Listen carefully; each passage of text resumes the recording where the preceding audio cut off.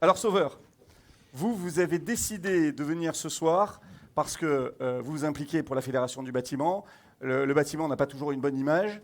Et vous vous impliquez à travers un GEC sur l'insertion. Je crois que votre GEC a inséré 160 personnes dans des entreprises et vous vouliez justement porter cette parole. Oui, bonsoir à toutes et tous. Enfin, il s'agit donc de décrire, en fait, peut-être de traduire un GEC, ça signifie groupement d'entreprises d'insertion et de qualification, et on essaie de permettre à des gens qui ont eu des accidents de parcours professionnel, maladies, accidents physiques, prison et autres burn-out, ou carrément changement de secteur d'activité, de secteur géographique, de leur permettre de les accompagner dans ce changement de vie qui, des fois, est un changement de vie subi.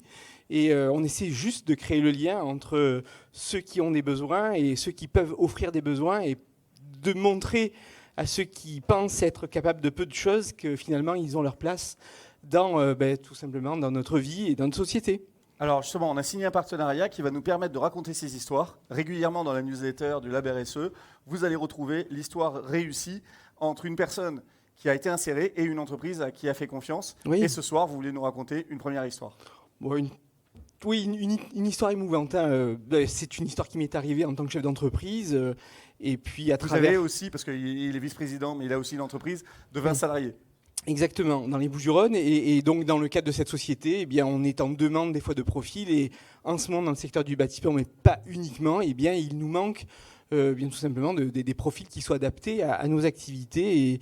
Et j'ai fait appel à toute une série donc, de partenaires institutionnels qui... au bout, j'allais dire, d'une chaîne assez longue, eh bien, m'a proposé une personne qui sortait de prison avec un passé assez lourd, puisque c'était plus de 18 ans d'emprisonnement, donc c'est pas rien. Hein, Et cette personne-là, eh bien, je l'ai accueillie et je pense qu'au bout de 15 jours, eh bien, je lui ai donné les clés de l'entreprise et une totale confiance, et c'est probablement le collaborateur qui a été non seulement touché par cette mise en confiance, mais en même temps, je peux vous affirmer que c'est quelqu'un qui se donne à fond et qui aujourd'hui est probablement le meilleur des chefs de chantier que j'ai jamais eu. Et vous ne parlez pas d'insertion, mais vous n'avez pas ce mot insertion. C'est une intégration.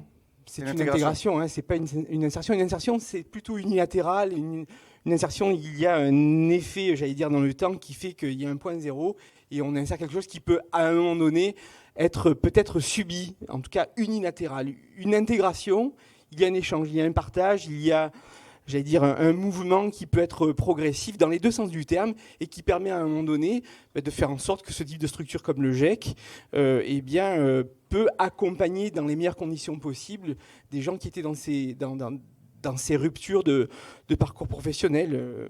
On peut donner d'autres exemples, mais voilà, je pourrais en parler des heures, on ne va pas le faire puisque c'est quand même une heure assez avancée. Parfait, merci beaucoup.